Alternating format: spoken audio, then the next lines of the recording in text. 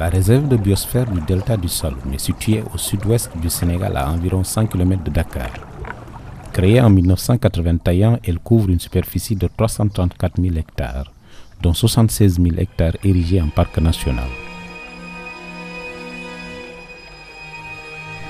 Vu l'importance de cette réserve, pour les milliers d'oiseaux qu'elle accueille, elle a été classée site Ramsar en 1984. La RDDS regorge d'importantes ressources animales, végétales et archéologiques, amas, coquillers et autres. Cependant, du fait de la forte pression sur les ressources naturelles et la sécheresse des années 70, la mangrove s'est progressivement dégradée. Cette dégradation est également accentuée par les coupes de bois et la pratique des méthodes d'exploitation inadaptées des ressources de la mangrove. Coupe des racines de palétuviers pour la cueillette des huîtres par exemple. En plus de ces problèmes liés à la pression sur les ressources de la mangrove, les populations dans la majorité des localités du delta du Saloum souffrent de l'enclavement, de l'insalubrité et de difficultés à accéder à une eau potable. Dans la mangrove, nous avons des espèces aussi au niveau des bolons, comme le lamantin, qui est une espèce très importante au plan de la conservation et qui est hyper protégée parce qu'elle est menacée. C'est une espèce menacée.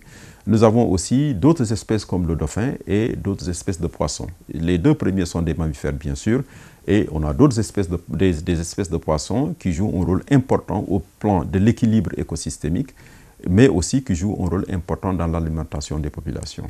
Actuellement, l'une des espèces nobles au Sénégal, qui est le tchof, par exemple, est une espèce qui a un cycle de vie. Une partie de son cycle de vie se déroule dans la mangrove, d'où l'importance de la mangrove pour la conservation de cette espèce. L'île de Fayut est située dans la commune de Joal-Fayut, sur la petite côte à 110 km de Dakar, dans le département de Mbour. C'est un petit village plein de charme, édifié sur une île centenaire entièrement composée de coquilles d'huîtres et de palourdes. L'avancée de la mer et la dégradation des terres de l'île de Joal-Fayut sont dues à plusieurs décennies d'utilisation des ressources de la mangrove et des sols. Cela a comme corollaire la perte de la biodiversité, la salinisation des sols et l'accentuation de la pauvreté. Nous sommes ici à Fayut, précisément au quartier où on appelle le quartier Djoum. Donc nous avons choisi de venir ici pour vous parler un peu de l'écosystème de la mangrove et sur les problèmes néfastes qui s'y trouvent. Je me rappelle quand on était enfant, il y a 45 ans, 50 ans de cela, tout cet espace vide n'existait pas. C'était plein de mangroves.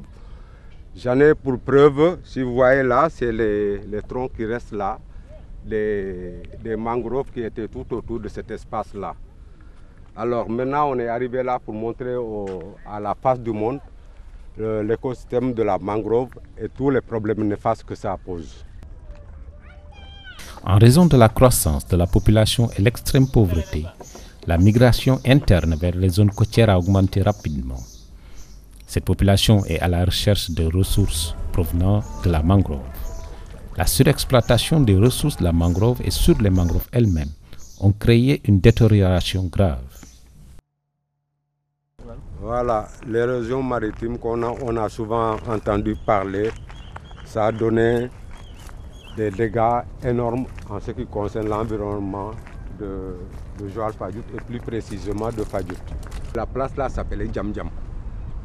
Donc ça faisait office de repos pour le curé à l'époque et le dépôt pour les filets de nos parents ou bien l'arrivée des pêcheurs ou de nos mamans qui étaient pour récolter le coton à l'île de Tindine que vous apercevez de l'autre côté. Tout a disparu. Parce que là, quand même, on se rappelle, c'était à peu près 1 hectare, sinon plus. Mais voilà tout ce qui reste. Alors, autre chose qui m'a beaucoup marqué, nous sommes maintenant en face du village de Fayut. Et voilà, de l'arrivée là-bas jusqu'ici, c'est là où s'arrête. La mer, l'horizon maritime a complètement coupé. Et donc le Djam Djam est devenu maintenant une île. Une île, comme vous apercevez là. C'était des palétuviers jusque là où vous apercevez la mosquée. Il n'y avait que des palétuviers. Il n'y avait que des palétuviers. Tout ce qui reste à Djam Djam, il ne reste que 2, 3, 4 palétuviers.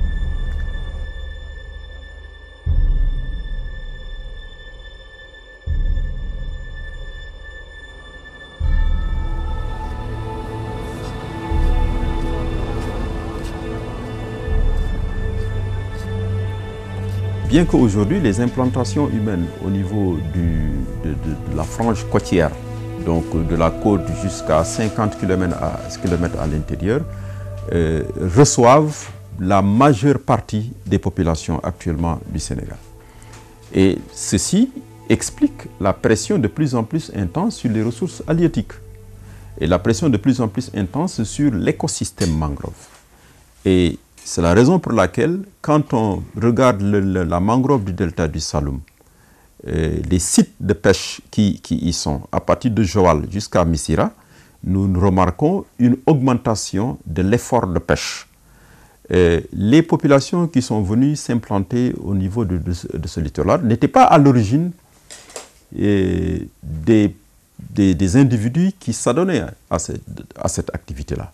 Mais à cause de leur implantation à côté de la mer, à côté des bolons, donc, et aussi devant l'absence de travail, donc il y a eu une main-d'œuvre qui s'est de plus en plus intéressée aux activités halieutiques.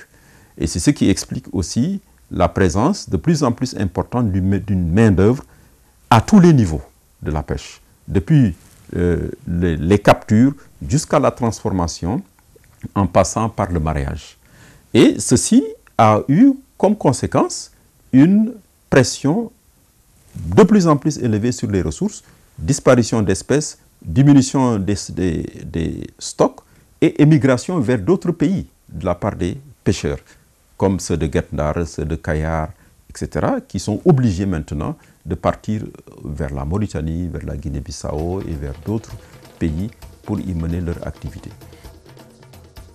Face à cette situation, le programme de microfinancement du Fonds pour l'environnement mondial, le PMF-FEM, est un mécanisme financier permettant l'appui et la promotion d'initiatives et d'actions communautaires visant à faire face aux grands problèmes d'environnement à travers la mise en œuvre de projets relatifs à 5 domaines de priorité du FEM.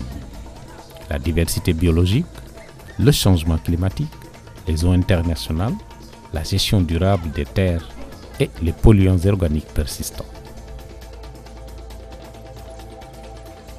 Donc les femmes sont contraintes de couper la mangrove pour pouvoir trouver de l'énergie pour leur cuisson. Et en coupant cette mangrove, c'est l'avancée de la mer, et l'avancée de la mer entraîne la salinisation des sols. Cette salle, pour quelqu'un qui connaît bien le village de Fadiout, qui est un village pêcheur, mais un village d'agriculteurs, aujourd'hui plus assez de terre pour cultiver, les greniers sont vides, on les voyait un peu partout, on ne les utilise pas. Il y avait aussi la riziculture qui était développée, presque ça a disparu. Les huîtres qui connaissaient Fadiout, les fruits de mer que l'on trouvait en quantité à Fadiout sont déjà, la diminution est nette. Ce qui fait qu'aujourd'hui, ce manque à gagner pèse lourdement sur la population, mais aussi sur les revenus du Sénégal, parce que beaucoup de zones de l'intérieur venaient s'approvisionner à Fadiout en fruits de mer. Aujourd'hui, ils sont contraints d'aller ailleurs pour les trouver. Et c'est réellement la régression de l'économie au niveau de la zone et au niveau national.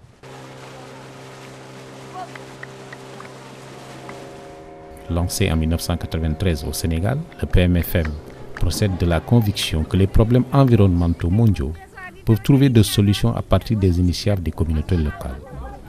Les activités de restauration de la mangrove dans les zones dégradées, entreprises par les populations dans le cadre des différentes interventions du PMFM, consistent en une régénération assistée.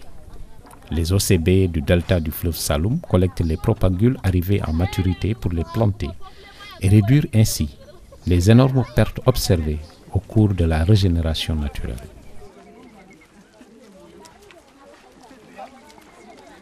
li tax ñu mën lii tey c'est grâce au financement du FEM ak Compact moo tax ñu mën lii parce que dañu ki yoon ay formation pour jàng naka la ñuy reboiser ak naka la ñuy xàmmee propagule bu baax ak bu bon bi moo tax lii tey ñu mën ko ba di jàngalaate parce que am na yeneen ñoo xamante ne dañuy jóge ci ay yeneen dëkk di ñëw di jàng fii naka la ñuy defee reboisement. 4 148 000 propagules ont été plantés sur une superficie de 549 hectares. Le PEM, c'est une association qui a été créée le 17 avril 2008 à Fimela par des organisations communautaires de base dont la plupart avaient bénéficié d'un projet PMF du FEM. Nous avons eu à restaurer 120 000 hectares de mangroves qu'on a reboisés. Nous avons également planté 40 000 plants d'Abyssinia. Nous avons aussi pu restaurer 110 hectares de terres dégradées en reboisant la mangrove. Et également, nous avons eu à confectionner 600 ruches pour le développement de l'apiculture que nous avons mis à la disposition des groupements, ainsi que 50 000 collecteurs d'huîtres qui ont été créés pour le développement de l'hostiliculture. Nous avons eu à restaurer 110 hectares de terres dégradées avec une production de 400 tonnes de riz. L'Afrique est très déficitaire en matière d'énergie et pourtant, durant presque toute l'année, elle a le soleil qui brille très fort dans le ciel. Soleil qui est d'ailleurs une source intarissable d'énergie. L'énergie, c'est le moteur du développement. Même pour manger, il faut avoir de l'énergie. Et pour trouver cette énergie, cuisiner et sécher, les femmes sont obligées d'attaquer directement la mangrove. Et en attaquant la mangrove, ils ne savent pas qu'ils détruisent et ils ont des conséquences très graves. Parce qu'en les attaquant, ça permet à la mer d'avancer régulièrement, de détruire le peu qu'il y avait sur la surface, d'empêcher les oiseaux de se reproduire, et aussi les huîtres vont disparaître. Et à la longue, c'est la pauvreté qui s'installe.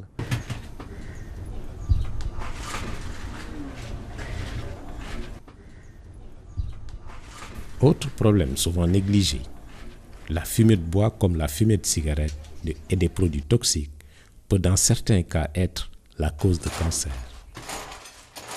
Ainsi, selon M. Kirk Smith du centre Est-Ouest de Honolulu, Tahiti, dit qu'une femme qui prépare avec du bois inhalé pendant 3 heures est l'équivalent de 20 paquets de cigarettes. Une étude publiée en 1984 montre qu'au Népal, près de la moitié des maladies pulmonaires sont dues à la fumée du bois de cuisson. De plus, beaucoup de problèmes d'infection oculaire sont notés chez les femmes qui utilisent le bois de chauffe comme combustible. À cet effet, l'utilisation de la cuisinière solaire permet d'éviter ces problèmes et leurs conséquences. Suivant l'étude menée par le CRESP en 2007 au projet cuisinière solaire de Mékhé, chaque cuisinière solaire utilisée par une famille fait éviter 4 tonnes métriques de dioxyde de carbone. C'est très important. C'est l'équivalent de 16 arbres sauvés au niveau de la brousse. Donc, si vous calculez, par exemple, avec une population de milliers de fours de cuisinières solaires qui fonctionnent en même temps, c'est toute une forêt qui est sauvée en ce moment. Donc, disons que chaque femme qui utilise sa cuisinière solaire peut se dire que chaque année, elle a sauvé 12 arbres au niveau de sa localité. Waa Fadiouth ñu ngi gërëm FEM parce que FEM indi njëriñ bu rëy ci dëkk bi bu gën a ñu nag dëkk bi yëpp jigéen ñi ñëpp am ci dafa jug pour dëkk bi pour jigéen ñi noppaliku pour sakkanal moo tax ñu jóg sakkanal gaz sakkanal këriñ sakkanal matta sakkanal suñu coono encore amatul togg ñàkk amatul dara dangay tuwaatu puudaru pastelu def eau de cologne sa jëkkër ñëw nga jóg ci togg bi dem foon ko parce que amatul xet bu ñaaw bu salte amatul xet bu xasaw xet bu neex ngay xeeñ foofu nag sëy bi dafay gën a neex sax ndax ñun fi mu nekk léegi tubaab fakkaat la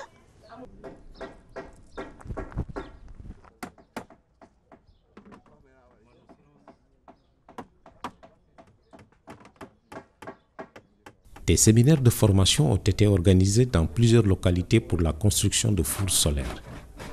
Ces cuisinières solaires seront construites par les artisans et elles seront affectées au groupement de femmes qui seront chargées de les ventiler au sein des familles conformément aux conditions d'attribution qui seront mises en place par le comité de gestion. Au-delà, les menuisiers vont poursuivre la fabrication ou les réparations des cuisinières au niveau des ateliers en fonction de la demande. Donc le principe de cette formation, je te forme, tu formes l'autre. Jean-Ambroise est un formateur qui a eu à former, qui a eu à diriger des ateliers de formation au niveau de Fimela et je pense qu'il va continuer dans le delta du Saloum. Dans l'ensemble, nous avons formé 360 artisans à la construction des fours solaires. Donc c'est une création d'emplois très importante.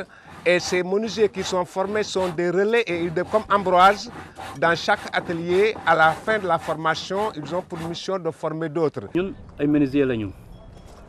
Oui, en même temps, nous avons une formation four. Nous permettre de nous faire de former les boys qui sont dans le des bases comme parce que les boys qui sont dans le font dara. Au moins, si vous récupérez et former, au moins, nous avons Dire exactement le nombre de menuisiers qui sont formés à la construction des fours solaires, on ne peut pas le dire, mais les 360 sont officiels, ils ont tous obtenu un certificat de formation des cuiseurs solaires. Je suis gërëm nak wa FEM ñom Ablaye Touré di gërëm ñep di sant Yalla bu baaxa baax. Man mi pour nay nga gis ni dama ci jaay ci yok sama kom-kom daf may permettre ma gëna mëna développer bu baax.